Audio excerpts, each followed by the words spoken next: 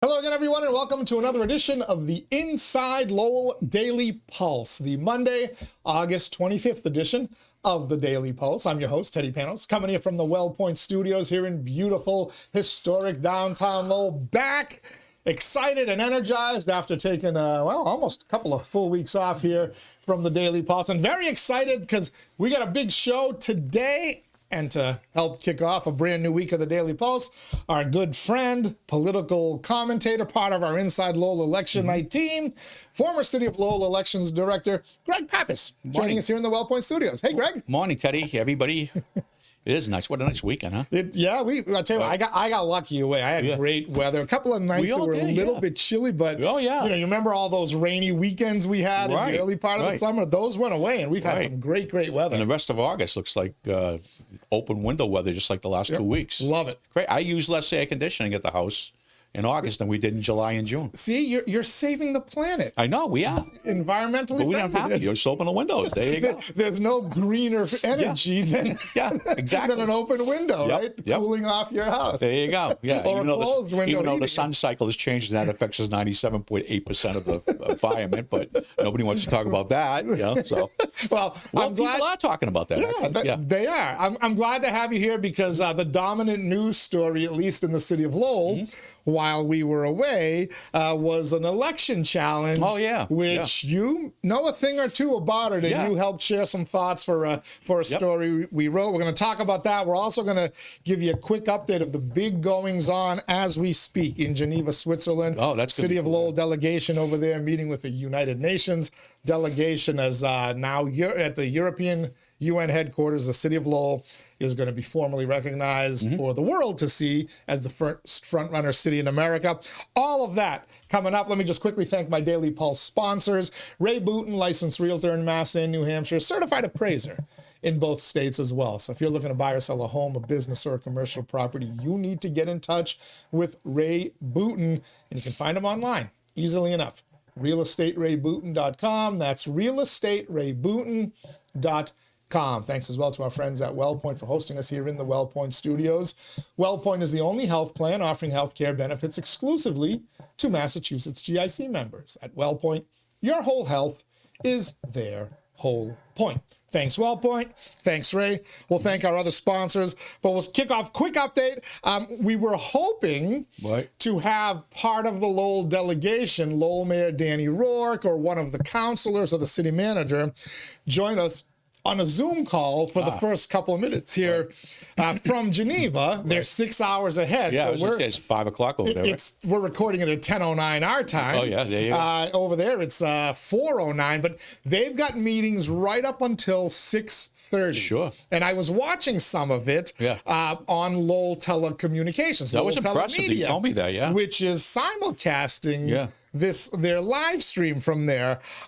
First, let me say that we are going to have the mayor zoom in at 6:30 tonight, his time in Geneva, 12:30 our time. Okay. I'm going to record the podcast and we'll run it as the Tuesday Daily Pulse. But for those of you who are watching this now, check it out. It's online. Lowell Telemedia's YouTube channel is running this. And it's really kind of quite impressive to see some of the stuff going on there. This huge, they're in the conference room with this really fancy conference table, like glass in the middle. I was looking at it. I kidded the mayor. I sent him a text. I said, you got to bring this into your city council chambers or the mayor's reception room. Yeah, mayor's reception. So much nicer than that other mahogany table they have in there. But, I want to give a shout out to Lowell Telemedia, Lowell Telecommunications, and their new executive director, Adam McCune, for pulling this off. There was a time, and you remember, Greg, Channel 6, right? Right, yeah. They used to run a Channel 6 News, which featured people such as Maria Dragon, Steve Cooper, LaToya Williams, people who went on to Boston and still in Boston. LaToya went on to Stevie's office as his press secretary, Panjatakis.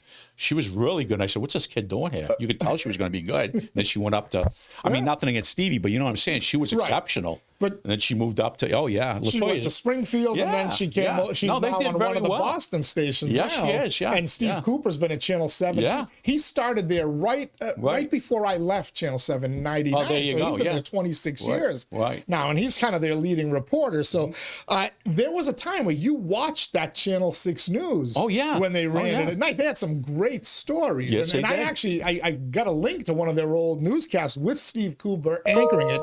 If you go to InsideLowell.com, enter Steve Cooper into the search tab, Right. and you'll get to see the story and see that newscast. There was great story. The bookie ring that was broken. Yeah, out was one of the I forgot about that one. Huge fire and one of the mill buildings that was They figured that one out. in Shelby. So there was a whole bunch of good stuff there. Yeah. But it's good to see Lowell Telemedia getting back to that news angle, which has kind of disappeared.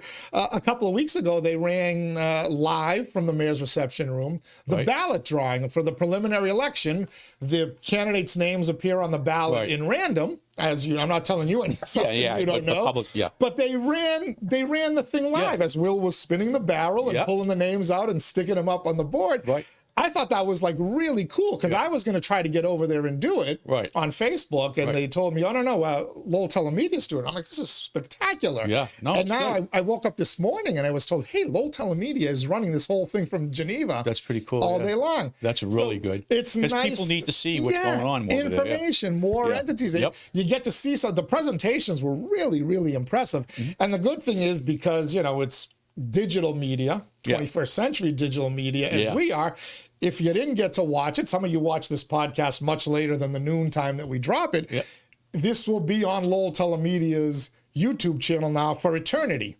For you to be able to see. But it'll give you an understanding of what a front-runner city is. Yeah, it really needs to be explained. And what kind of people the Lowell delegation over there, the manager and his team, the mayor and the 6 other city councils, what realm they're now interacting in, which is complete. We get excited when they say, "Oh, we've got NEMCOG officials coming in here for a meeting."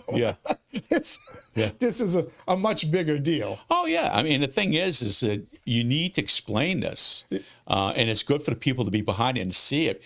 I mean, Gateway City stuff started with Senator Songas years ago, and I was working in the legislature at the time. But when that went through in the federal government, nobody understood it. Still, people today still don't. When I mentioned something about 2 years ago, a friend about, Lowell's a gateway city. Well, the connector comes on. I goes, no, it's got nothing to do with the connector. It's got to do with obligations Lowell has now for taking all this money from the federal government. I was just going to say, Lawrence and all these towns now are all But you're going to know what this is. It was a nice term for we're going to take all the problems in society, put them in a handful of good cities. We'll give them a lot of money. We'll give them a lot of money, but we're going to keep them out of our wealthy suburbs. And this is going to probably do the opposite. This is going to really be a big change for Lowell and could turn Lowell into a Newton. I agree. Or Cambridge. I don't know. More like a Cambridge. But I think we're going to end up closer to Cambridge. Yeah, because of the school. Than to Lawrence and Brockton. Oh, perhaps. Yeah. So, no, it's going to be that way, but you got to see what they want. But it really will. I think, we're going to see it. It's great that they're doing this. And like I said, you understand why. I still don't understand. Tom does, and Golden, the manager and stuff. But it's going to really be a dramatic change. And it's probably going to, like I said, raise it up to the level of which impacts all the communities around, because Drake, and we've always been part of Lowell. We're all born in Lowell. Correct. I mean, think about it. All this investment that's going to come in, it also means that some people in the surrounding communities, Drake, Chelmsford, Tewksbury, there's going to be some kind of a spillover there because not everybody is going to want to live in Lowell, but they'll look, if you got a family of 4, you're going to look at other communities as well. And it'd be nice to have jobs too that are high end, that are good. That there were people when we were kids. My father went to work in Boston because he was an air traffic controller because he was a former Navy pilot. But there were neighbors of mine that went to work in Lowell. They worked in Lowell. I mean, I don't have any friends and neighbors that work in Lowell anymore, But they actually had jobs downtown. They were good paying jobs. That was the thing. The jobs were there. And you lived in the city, so you could walk there back in the good old days to the factories and whatnot. But you eventually moved out as you accumulated some wealth. You bought your home in the suburbs and moved on. And I think also as bigger cities have shown their fail, like Los Angeles, Chicago, New York, these size cities like we have in Massachusetts and other communities, you go down to South Carolina, the mid-sized city, I call them mid-sized, they might even call them small, but the Lowell-sized cities, they eliminate, there's so many positive things it doesn't go too big to where you lose control of it. It doesn't go too small where you can't do. It doesn't bring in enough things. It's really going to be. So interesting, but it's going to change. It's interesting. Back to like probably when I was a kid again. It's exciting, yeah. Interesting you said that, because there was a speaker there, and I didn't catch his name. I was catching up and doing some payroll work before I got in here into the office. But a speaker was talking about how you saw the decline of cities like Lowell that went the wrong way. They destroyed certain things. It said Lowell actually kept it going and is now in the process of revitalizing it. And he said, and I wrote this quote down, "These things don't happen by accident." Right. And he was praising the leadership of the city, Mayor Rourke, city manager Golden. And I'm not sure these UN folks understand that, you know, the mayors come and go. You know, maybe Danny Rourke gets a second term. Who knows? We'll find out after November. But, you know, the managers generally come and go 4 or 5 years, right? Oh, yeah. But, you know, Tom Golden may have a little bit longer tenure there with his contract. But the groundwork for this, all these things that they were talking about helping Lowell meet the benchmarks that they require of a front-runner city have been in the works. So, well, you could probably go back to maybe the Bernie Lynch days, if not John Cox making the conscious decision to save some, you know, the Mills to Martinis and save. I think John. Yeah, you go back to there. Yeah, I would go back to John starting it and bringing it back. Yeah. So 20 some odd years of councils and managers doing these things one thing at a time. And the guy talked about that. And, you know, and he said that when he said these things don't happen by accident, he's right. You know, Lowell made some good decisions, as warts and all. Lowell made some very smart decisions that put themselves into this position. And you know what I think too? I know a lot of people might not like this, but I think a lot of reason why Lowell does, it employs their hometown people. Most of the managers were from here.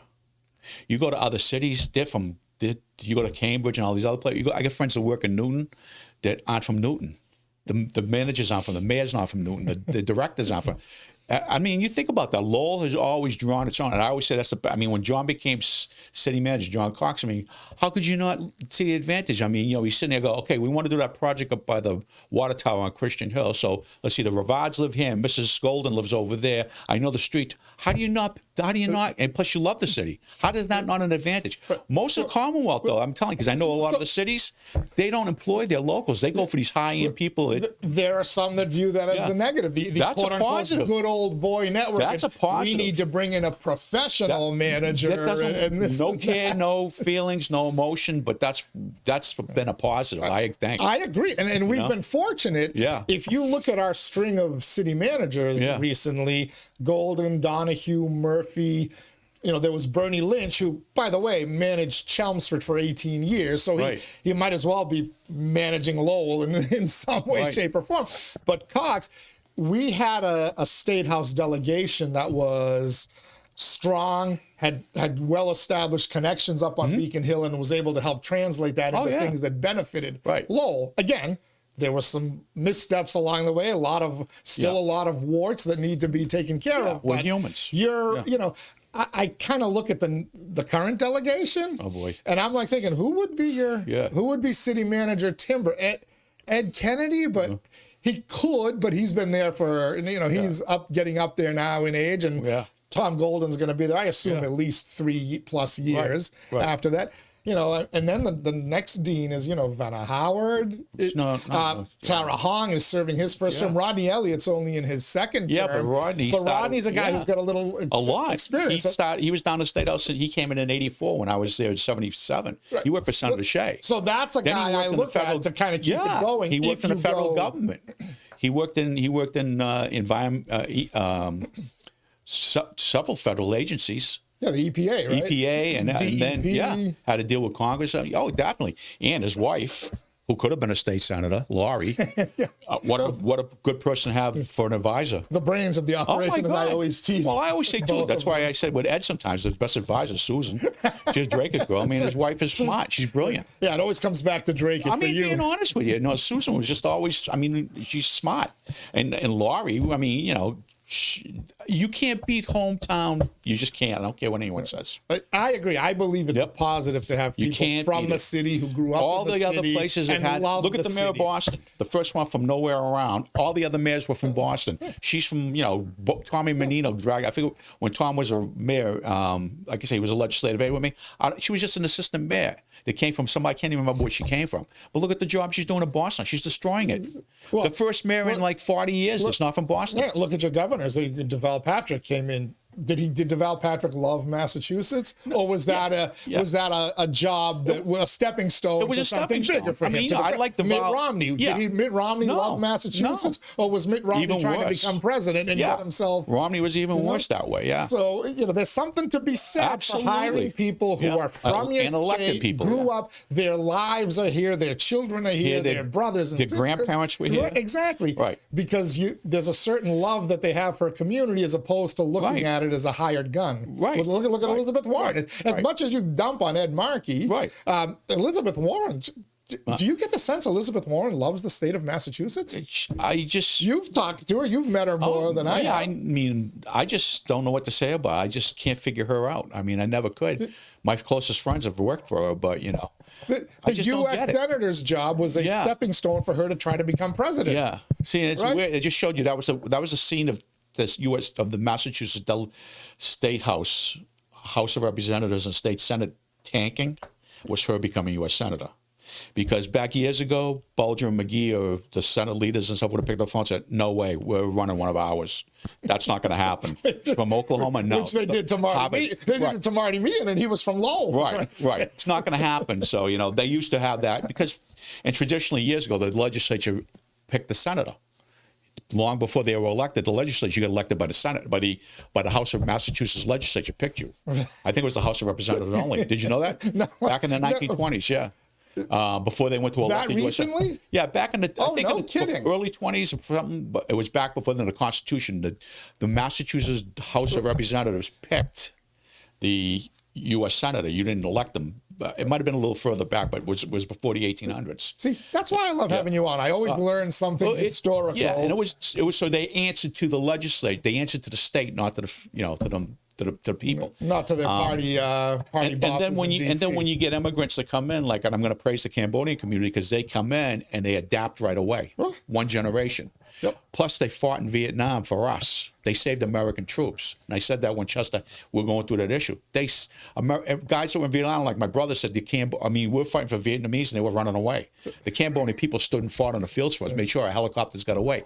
They're here a couple generations now, too. They're making a big difference. And you can see them. Their influence in the community, their economic contributions, cultural contributions. Yeah, make a big difference. It's great. But anyway, Lowell Telemedia, Lowell Telecommunications, you look under Lowell Telemedia on YouTube and you can find the channel and watch it either live at some point. I think it'll end I'm gonna watch probably around 12:30 our time, noon. So, but you'll be able to watch it once they upload it fully. You'll be able to watch That'll be good. the full thing later. And I'm congratulating Adam McCune. Kudos to you and your team for stepping up your game, especially at a time where some people want to put the final nail in. In public access, talking with this whole unionizing. Yeah, I talked to Adam a couple of times when I was at the end before I was leaving. He's really good. He is. He's a sharp kid. Yeah, and they want to unionize the 3 employees that they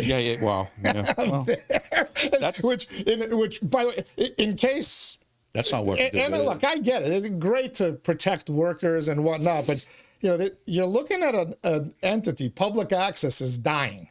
Public access is funded by cable bills, not Comcast and Xfinity's internet bill, but their cable. And as more and more people unplug, as I did, I now stream. I don't pay Xfinity for cable TV. Yeah, me either. They're not getting any money from me. Yeah, my house too. I'm not alone. There are thousands of us, millions of us across the country, tens of millions of us across the country who are doing just that. Right. The public access model is dying, And you got a bunch of folks here in Lowell who are fighting over unionizing the 3 employees. They may put the final nail in the coffin, but at least if this is their last gasp, kudos to Adam McCune for making LTC relevant again. Right. I mean, that's the whole thing today with the crazy stuff. The governor of Illinois screaming about Trump bringing troops in to stop the crime in Chicago. He just had Chicago come out with a thing yesterday. 500,000 kids that graduated this past year. What they say, the vast majority of them, if not all of them, can't do math. Trump should bring the Army, the educator, the West Point Academy graduates to teach math. I mean, he's arguing with the president to try to stop the crime that's outrageous, and this guy hasn't done anything about the... How do you sit there as governor and look at how... They're not going to be able to do math? No murders in Washington, D.C. in 10 days. Today will be day 11, or yesterday day 11. Right. But look at the clips of people that live down there that are walking around saying how different it is. This stuff doesn't need... This needs to stop. I don't know where I know where it went.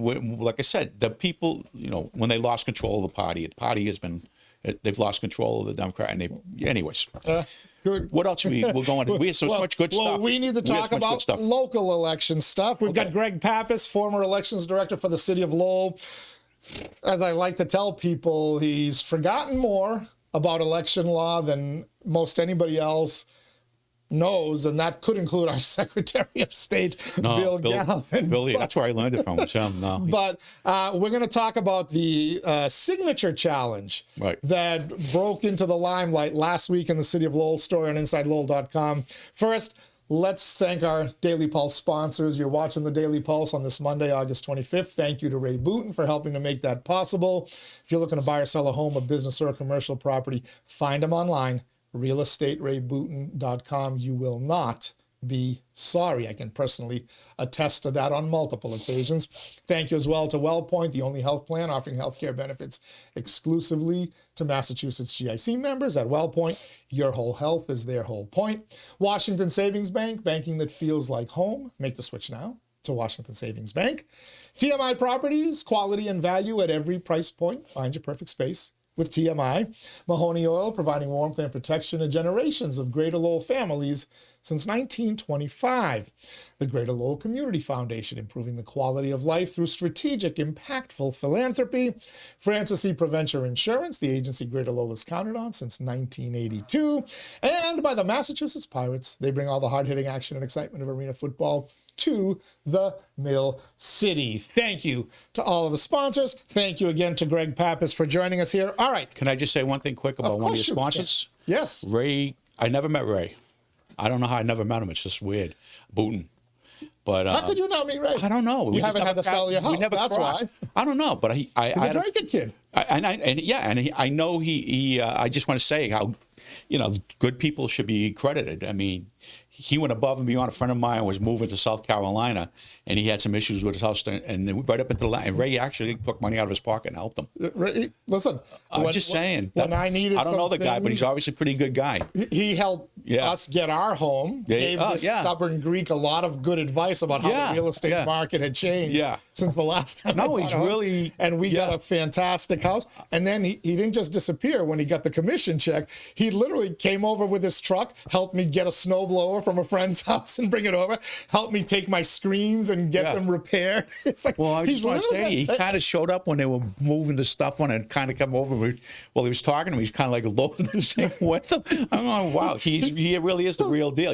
And now forget the real estate. He seems like a good person. We need more of that today. You do. I hope I cross paths with him at some point. I just can't believe I'll introduce you guys. I would like to. Yeah, I just never met the guy. Well, he's going to hear this discussion because he's a diligent listener of the Daily Pulse. Are hard to, well, they're not hard to fight you, but when they don't show themselves like that, other people should say it. That's what I'm saying. He deserves it. He does. He does. My friend and his wife were they're still talking about him. They've been down there for, for over a year and a half, and they just say what Mr. Booten did for them, So that's good. Anyways, I'm sorry, guy. No. Always good stuff. We got plenty of time. Plus, this time I double checked. I have the right microphone on. Oh, good. Okay. Last time you were here, people could barely hear you because you said so many great things, and I was so mad at myself for having the wrong microphone on. We got the right microphone on now. So I was away. Mm-hmm. Last week and the week before for half the week. Yep. But that didn't mean that I wasn't keeping my finger on the pulse of everything happening in Lowell and the world around it. And we wrote 2 stories. I wrote 2 stories about the signature challenge. So it appears that on Tuesday, August 12th, Kim Scott, District 5 City Councilor, had filed a challenge with the Election Commission regarding the signatures of Sherry O'Connor Barbosa. Right. You recall Barbosa was scrambling that last day to get the 150 certified signatures.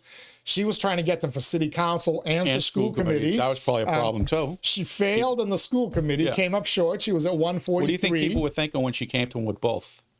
You think people wanted to sign that?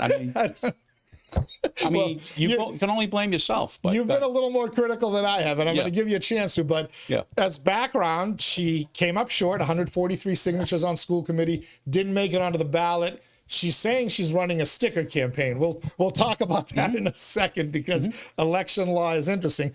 She did get 151 signatures certified. One more than the minimum needed. So if 2 of those signatures were not legit, she wouldn't be on the ballot and would again have to try to mount the sticker campaign. Well, Kim Scott looked at some of those signatures and said, wait a minute, they've okayed post office boxes. They've okayed people who are not registered to vote in the city of Lowell. In fact, classified them as somebody else who hasn't lived in the city in 3 years. And things happen like that. That's why they have these things. The State Ballot Law Commission does the same thing. We do 6 or 7 every 2 years with the legislature. So Kim Scott challenged it. They had a quick hearing on the 12th, but the Sherry Barbosa's attorneys asked for to toss the challenge or for a continuance, saying they didn't receive enough notice. They received a certified letter only on Monday, and the hearing was Tuesday. The previous Thursday was the deadline to challenge, et cetera. Anyway, long story short, they get to August 20th, the next hearing, where these signatures were challenged. One of them was tossed, the person who is clearly not registered to vote. And it was a mistake was put on there. There was a mistake made. It happens. Mistakes happen. Didn't Barica just have a challenge to him? One of the guys got knocked out. I don't know if Bill Ricca had it. Tewksbury did. Tewksbury had a challenge. Mark Kratman, he stayed on, and a planning board member stayed on. Oh, okay. Interestingly enough, it was the same law firm that was representing the complainant in that case and the defendant in this case. But so anyway, we get now to the P.O. box address. And I didn't see the meeting. I don't believe it was televised. People who were there said to me that both the city solicitor and the elections director, they read the state law, which says you cannot register to vote, nor can you sign nomination papers to get somebody on the ballot. That's correct. Listing an address as a P.O. box. That's correct. You can't. That is a law. How long has that been the law? Forever. I mean, I have to go. I can't think off the top of my head, but I mean, it was probably when they came out with P.O. boxes. I don't know. I mean, it goes way back because you can't identify. You have to have a residence. All right. So before you became Lowell Elections Director, you have to by law have a residence. Correct. So and the logic behind that is because a P.O. box. How do they know I don't live in Mexico or in Greece and I've got a P.O. box? The bottom line, it's just illegal. You can't put them on the ballot. So I'm not sure. And I love the 4 commissioners. I know them all. I don't know what they were thinking or what they were believing. Well, 3. Oh, 3. Okay. We'll talk about that. Okay. But so before you were the elections director in the city of Lowell from 2022 through 2024. Okay. Before that, you worked 30 some odd years for Bill Galvin. How many years? 27. 27 years in Bill Galvin's office.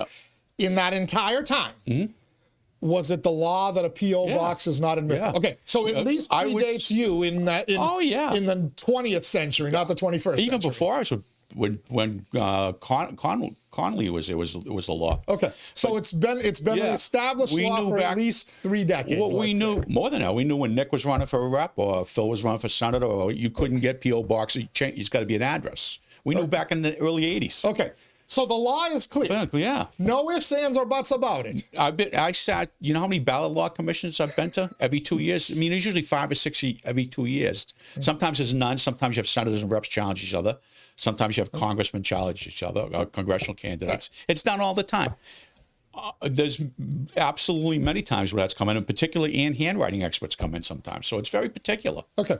But So no ballot. No P.O. box. Absolutely. All right. So this was made clear to the 4 election commissioners. And for folks who don't know, there are 4 members, 4 election commissioners. Chair, I believe, is William Murphy. Bill, good guy. Linda Clark, James Pope, who you will recall from the Dominic Lay saga. And then I want to say Candace Lawrence. And she's an attorney. And then the 5th person on the election commission is the city solicitor. Right.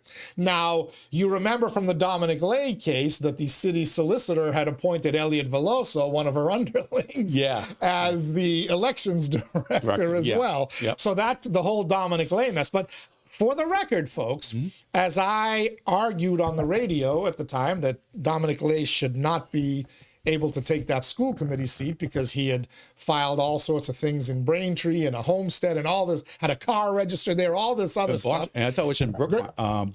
Brighton, I apologize. Brighton, Mass. A gentleman, an elections official in the Commonwealth of Massachusetts, Greg Pappas, reached out to me and said, Teddy, you're 100% wrong. Dominic Lay, if Dominic Lay is registered to vote in Lowell, which he was, and Dominic Lay has voted in Lowell, which he did, then Dominic Lay, per election law, is allowed to be a candidate and serve as a public official in the city of Lowell. And he also lays his head on the pillow if you want to charge residency requirement for voting is you have to lay your head on the pillow 50% plus 1 days of a year. 183 days would have to be something slept in Lowell. Now that was another issue that you could find out. But you clearly said when this goes to court, because the election commission then it was a bizarre meeting where only one person voted, other people recused themselves. Elliot Veloso was acting as the election. Blah blah blah blah blah blah blah. It was a convoluted thing, but it was a 1-0 vote. That Dominic Lay cannot serve. Immediately, his attorney, Roland Millard, appealed it to Superior Court and then won, I think, 3 different cases and currently has a civil case, I believe, going on. There are civil rights cases. Sure. But anyway, I think so, if you folks want to challenge Greg's opinions on this particular case and his knowledge of the law, just know that when we all thought, and most of us in Lowell thought, I was not alone in being wrong, that Dominic Lay is not eligible to serve, Greg Pappas said, yes, he is per the law, and he is going to win this case in district court. And sure enough, he did. Okay, so the law is cut and dried. No P.O. boxes. No.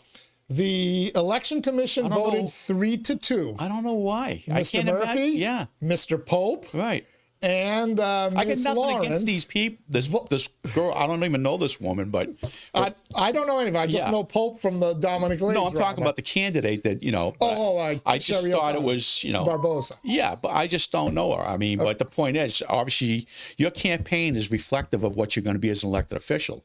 So I mean, everybody else got 200 signatures, 170. I mean, if people didn't want to sign the papers, that should tell them a message right there. And if you're going out saying I'm running for both offices, that's another message. But you don't attack the Kent councilor for waiting till 2 minutes to 5 because that's how 99% of people do. That's the law. It doesn't matter when you go.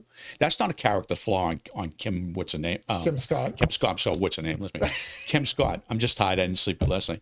But I was surprised that the attorney did do that because I know George, her boss. Attorney George Pianis. He worked for Stevie. He was the lawyer who represented He's a good lawyer. He's Gates and the Kratman and the other candidate in Tewksbury. A different member of his law firm was representing Sherry Barbosa. Yeah, there's nothing personal about this. The reality is you can do this, and I would have if I was her too. But the reality is your campaign, the way you run your campaign is reflective of what you're going to. If people see you running a last campaign, because I don't want that person elected office, I'm not even going to sign the papers. That's just one thing. But the thing is, no, you cannot. So she should be off the ballot. All right. So, but she is on the ballot. Can't be. For now, because as we mentioned, 3 of the 5 votes, City Solicitor Corey Williams and Election Commission member Linda Clark said that signature is invalid. The other 3 said valid. There was a moment of confusion, I'm told, where everyone thought Mr. Pope said invalid. So they announced it as a 3-2. The signatures are invalid. They quickly corrected. I don't understand yet. With to say that Pope voted valid. So now the ruling is she has 150 certified signatures per the City of Lowell Election Commission. Kim Scott has the ability to appeal to Superior Court. And guess what's going to happen? She posted on the InsideLowell Facebook post about that ruling. She posted an opinion she got from the elections office. Yeah. That said that, and it's from Boston. Yes, from Boston. And one of the things at play here, for folks who don't understand, the people in the PO box address. There are multiple people who signed paperwork. One of them was invalidated. The other one was upheld and counted as valid. They're saying they're in some kind of confidentiality protection program, right, where they don't have to give their address for address confidentiality. Address confidentiality is the thing. So they're hanging their hat on giving the PO box as this. What takes precedent here? Right. Confidentiality in a case where perhaps protection of the individual is in order, or election law? What takes precedent? Well, the thing is if you had that thing like police officers and if you don't tell us, if you register to vote, you have to tell us you're a police officer. We put it on the thing so it doesn't show up on the public list when we print it out. But it's already, you sent the letter in and it shows on the register so we could certify you. Only we see that, the elections office. If they were on address confidentiality, which by the way is run out of Galvin's office. I know the young lady downstairs on 16 that runs it. The main office is in Chelsea, but it's overseen by Secretary Galvin. You still have the responsibility to register with the election commission to say, I'm a address confidentiality person. I want to register to vote. Here's my PO bar. Here's my real address, and they put you in with a designation on the election thing, so only I see it.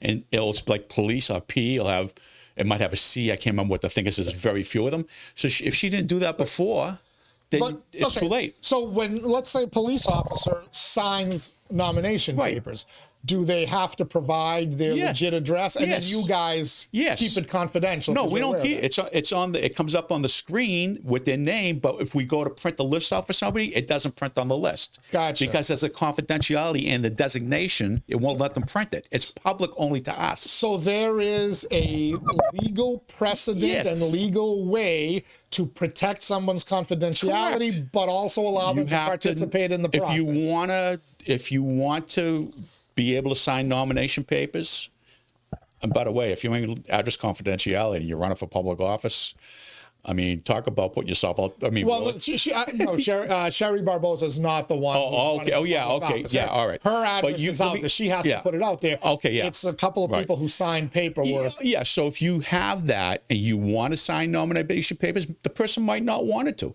But if you have that and you want to sign nomination papers, then you contact the local election board and say, I'm under address confidentiality, and they designate it as that, like a police officer, like a FBI agent, like a U.S. attorney, like a judge.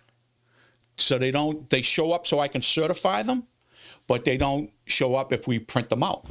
Okay. A list. So you're supposed to register ahead of time. If you didn't register ahead of time, then the signature's no good. Okay.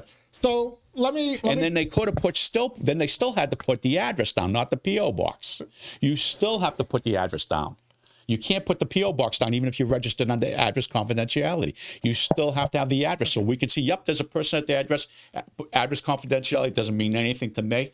Certify it. But if we print a list for Teddy, who wants a list of all the residents in Lowell, you're not going to get the ones with that are address confidentiality. All right. So a mistake was made originally certifying that signature? And that can happen. Which happens, right? Yeah. I mean, that's why we have ballot law commission hearings all the time in Boston, because it does happen. Okay. On the local level. Those are certifications of papers that come from the local level up. I've seen lots of candidates get knocked off the ballot in Boston. Okay. So now that mistake has been recognized.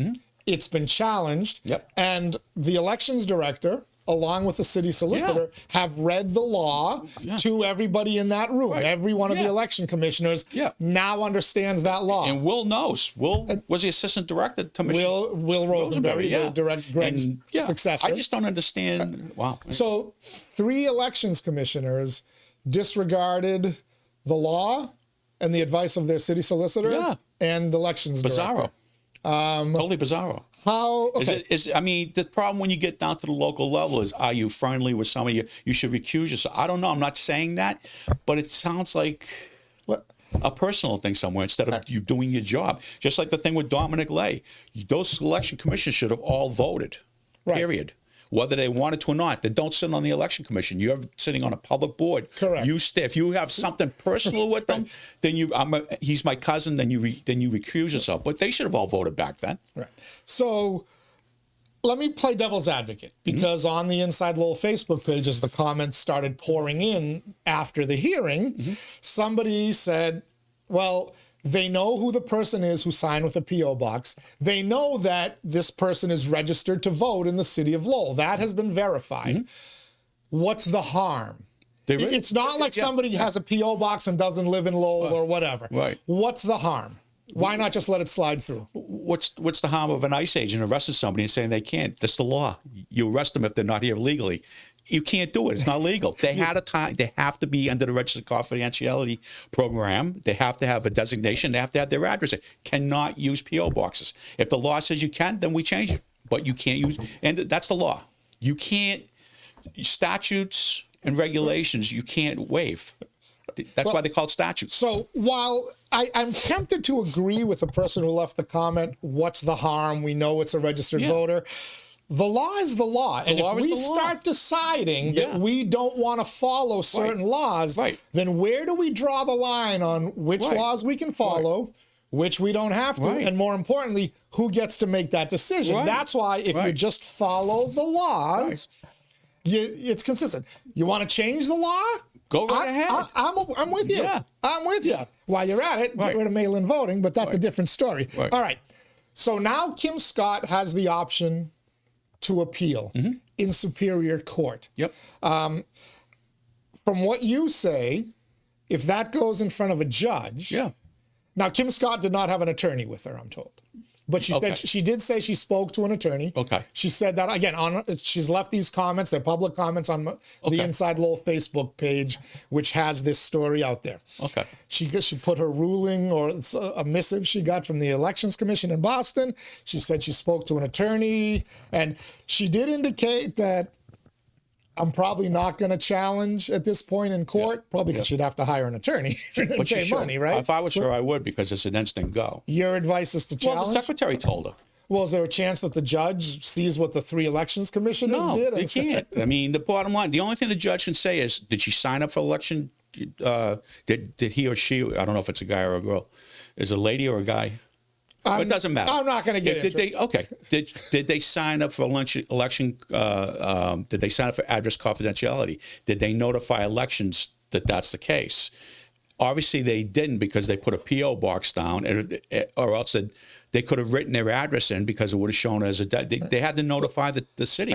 So, but you're saying that even if they did, they are officially registered under this confidentiality thing. They still have to sign with their signature, with their address, as opposed to P.O. box. You can't use a P.O. box. I mean, that's the only way the judge might give some leeway, but he still can't change it. The law is clear. No P.O. boxes. Period. You would advise Kim Scott to challenge in court? It costs a lot of money to run elections. I mean, you got a person who technically shouldn't be on the ballot. Probably wouldn't be a problem. Kim's probably going to do very well. I mean, I'm just judging on the kind of campaign that the person's running. 2 offices at one time, which is another thing. State law says you can't appear on a ballot twice. And if somebody said to me, well, she's running for school committee, and whatchamacallit's on the school committee and a vocational school, and he's also on the Lowell school committee, right? Fred Bahu. Yeah, but he's not on. He's on the city ballot for the Lowell school committee. He's on the state ballot vocational. He runs even number years for the vocational. But then the person says to me, odd numbered years for whatever. The person says to me, so see, he's on the same ballot. I goes, again, one more time, listen to what I'm saying. He's on the state ballot and the city ballot. They're not the same ballot. Correct. And it's hard. And the state elections are in even number years. Lowell's municipal elections are in odd number years. So he's not on the same ballot twice. Okay. Sherry Barbosa has said, she's saying on Facebook that she's running a sticker campaign. She's calling on her Facebook page, she's calling herself a sticker candidate for what? For school committee. In District 3, which is the Belvedere and South Lowell. So she's going to run in the final? She says she's running against a sticker campaign against Dave Conway. She says in the final. So How do you run a sticker campaign? There are some laws that that you can get a guideline copy, and I would campaign, advise you to get a copy from the Secretary of State's office on what should be on a sticker. And you should also, So if a sticker has to follow a certain format? Basically, it's supposed to follow certain regulations, but you should notify you got to notify the clerk in writing too, because if somebody writes your name in, like I said, if somebody wrote you're running for stickers or your official candidate, and somebody wrote in Ted, I'm going to give that vote I'm going to count that vote for you. Try to give everything you can in that case to the registered vote, because that was the intention, but they had to notify me first. I had a guy call up at the end of the last city elections and said, you didn't record my, I know I got at least 7 votes in my family for running for school committee. You didn't put me down. He goes, did you send me a letter? He says, no. I said, well, first of all, I got news for you. Mickey Mouse got more votes than you. I didn't put him down either. I said, unless you send me a letter, I don't put you down. Those go into the all others. You see the all others thing? What do you think goes into the all others? Other names of people who are not official. The write-ins. The write-ins that are not official candidates. If you send me a letter saying you're official candidate, we would look for them and then record you separately. But that's the law. Again, that awful word, LAW, the United States goes under. Why we are what we are. And if it makes you, like I said, I don't want to make you feel bad, but Mickey Mouse did get more than you. But I couldn't put him down as Mickey Mouse. How many votes did I get, just out of curiosity, while you were elections director? Did I get any? No. No? That I can think of, I mean, I'm hurt. Yeah. I'm hurt. Yeah. All my trollers out there, I couldn't get a write-in vote for I myself. don't think so. Jesus. Yeah. But I mean, but like I said, in the counting at they're not going to look for it in the precincts, and we're not going to look for it in the challenge ballots or anything. But no, that's I don't understand that. But again, if that person thinks, now usually when they're saying, they think that, well, I'm going to do it in the preliminary. There is no preliminary for Dave Conway. Right. It will have to be in the November in the November election. And same with if Sherry Barbosa stays on the ballot, she's only going to appear on the November ballot against Kim Scott. So you're going to be telling people, please vote for me in November for city council and school committee. That's usually a thing for. That doesn't play well. People don't look at that too well. Just my advice to a political, because I can say that now, having run campaigns, don't do that. See, this is why I like you now that you're not serving in office anymore. Well, the second thing is, where's the polling locations in South Lowell and Belvedere? Yeah, so Belvedere, first of all, to pass out stickers, if you're going to do it at the polling locations, you can't get within 150 feet, just like a person with a sign. So you're not going to be able to see, the people are going to be going down, parking the cars, walking in. You can't go down there and hand them to them. You have to be 150 feet away. You're on the ballot. I mean, I think we can all safely say that a sticker campaign is not going to beat Dave Conway. No, I know that, but I just want them to know, if they start complaining now, that people know that that's what's happening, so Will doesn't have to put up with this stuff. Same thing at the Robinson School. Do you think Will is regretting his decision to leave the Secretary Galvin's office? Will is so excited about coming back home because he's from here. He's so excited. I mean, Billy's, the thing with Galvin, like I said, it's a political office as well as a elected office. We're gone at night with him. We're out on weekends. We're doing campaign. We're doing all this other stuff too.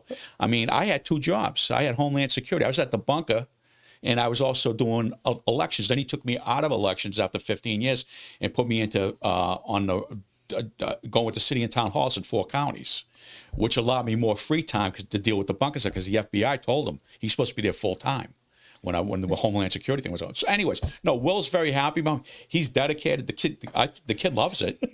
And he just, So we were up until the challenge. But he's going to go by the book. We would regularly, I would text him questions and respond.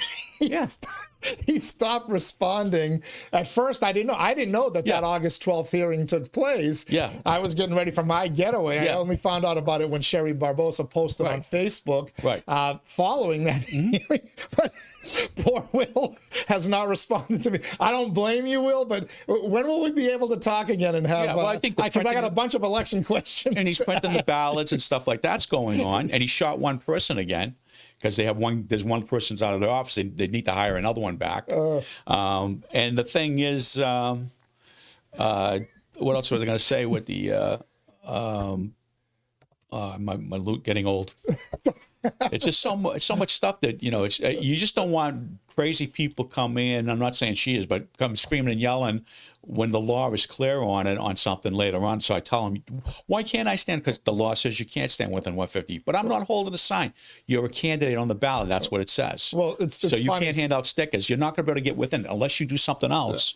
They're not going to get your stickers. And if you think there's a preliminary, you think you're going to run, you're expecting. I'm willing to bet she thinks there's a ballot for David in. He's going to be on the ballot in Belvedere in September. The city councils are going to be on it. There's only three. Right. There's only 3 races. Even the at-large on. People are going to be shocked when they see that because they've never seen this before. Yeah. This is the problem with this form of government. It's very complicated. Yeah, you're literally going to show up either in District 3 or District 7 or District 8. You go to vote. And you're just going to see those 3 or 4 names. Yeah, and don't show up in Pawtuckaville because there's no election in Pawtuckaville that day. That will be funny how many people don't show up in Centerville because there's not. I don't think Corey doesn't have a plan. You see what I'm saying? No, there's no change. No. Right. Don't show up. I mean, there's only certain areas where there's going to be, and people are going to be, I want to go vote. I go, no. It's very complicated. I don't blame you for not understanding it. It's very complicated. It's not I don't like the system, to be honest with you. It punishes people who really always vote, that was the idea. Yeah, that was the idea. That was the idea. Punish the people that vote. And it did the same thing in Boston. You still, to become a city councilor in Roxbury, West Roxbury, or Hyde Park, you need 17,000 votes. You go into one of the areas where there was not much activity, the same city council is getting elected with 3,000 votes. It's not right. Then they're going to jail. All right. So before wrapping up, you have 2 bits of advice. I do. One for Kim Scott. Oh, yeah. Which is? Yeah, I would do it. Challenge. Go to court. I mean, I just don't see. I mean, we got crazy judges, but the law is right there. What are you going to? I mean, you think, what an attorney would be a couple of billable hours for the attorney, but you'd save that money on campaign literature and paraphernalia. Oh God, you're not going to spend the money you would spend on campaigning. And the other thing is, you're not going to be. Like I said, there's a reason people. I don't know. All right. And your advice for Sherry Barbosa, who says she's running a school committee sticker campaign and may or may not have to run a sticker campaign for city council, right. Your advice for her is... But there's a way to do it the right way, right? Right. Figure out what the law is, talk to the Secretary of State's office, right. And figure out how to do your stickers done right. Find out how close to the information on where you can stand and what you can do. And I didn't even think of that component. How do you get the stickers out to people when you can't stand within 150 feet of the Then you're going to spend a lot of money doing mailings, and a lot of people can't afford that. A lot of money, you know. You can't have people driving around dropping them in mailboxes. That's illegal. Or at least notify somebody, and you can write in. Yes. With those markers, you can write in the name. You can write in the name. But you need to let everyone know. Right. I think by this point, Will Rosenberry knows that Sherry Barbosa wants to run a sticker campaign. But I'm trying to figure out who's behind this thing of running for 2 offices. There's obviously something going on here. Well, you might know more. So you may have hit on there are some litigious people or wannabe litigious people in the city who I think might be influencing Sherry Barbosa to make certain decisions. Right. That is my I've tried to be impartial and whatnot. That is, but just from some communications that I've seen, I think somebody else is either driving the train or has the ear of the conductor. Sounds like to me also. I mean, that's just from the political point of view, which, I mean, that says another thing. I wouldn't vote for a candidate that's being controlled by an unknown. That's what you have Trotsky and Lenin doing. Right. Sorry. Greg Pappas, former City of Lowell Elections Director, elections official with the Galvin Secretary of State Administration. Glad to have you there. I specifically said my first show back I got to have with you once I saw that election. It was fun. It should come up. Good to have. We got so much else to talk about election related, and we should say Greg Pappas is a part of the Inside Lowell election team. You will be here on September 9th. I got to write that down for our live election night show. Yeah, I forgot it was September. And on November 4th as well. We got you. We've got Jim Leary. We've got John Leahy. We've got Jerry Nutter. We're going to add a few other folks to our team as well. Asa Stutz will be here. I'll be here. Oh, goodness. We'll be gathering numbers from all the polling locations and bringing you your City of Lowell preliminary election results on September 9th. There you go. As we like to say inside Lowell, if Lowell is your home, this is your place. Thanks for tuning in on the Daily Pulse, the show that keeps its finger on the pulse of Lowell and the world around it. And today, Lowell and the world around it are meeting in Geneva, Switzerland. So much going on, exciting stuff in our city. Tomorrow's Daily Pulse should feature, barring a last-minute issue, a Zoom call with Lowell Mayor Danny Rourke. At the conclusion of today's events in Geneva, we're going to talk to the mayor, we'll record it, and we will run it as the Daily Pulse tomorrow. Later on this week, we'll have Bill Samaras here. Then we'll have 2 candidate debates. The 3 preliminary elections we talked about on Thursday. We're going to have Sidney Lang and Jose Cervantes, the 2 challengers in District 7. Paul Ratayem, the incumbent councillor, is still going to be in Geneva, so he will not be joining us. Gives the 2 challengers an opportunity to share more of their visions and their thoughts on the issues. On Friday, we're going to give you the Belvedere, the 4 candidates, Corey Belanger, Dan Finn, Aaron Gendron, and Belinda Duran. We're going to record that Thursday night. We'll run it as Friday's Daily Pulse. And then next Tuesday, the District 8 debate with incumbent Johnny Dakota, Marcus Candido, and Francisco Maldonado. We'll make that part of the Daily Pulse as well. So it's all about the city of Lowell. If Lowell is your home, this is your place. It's the Daily Pulse. Till next time, stay safe, stay cool. I'll see you on the other side.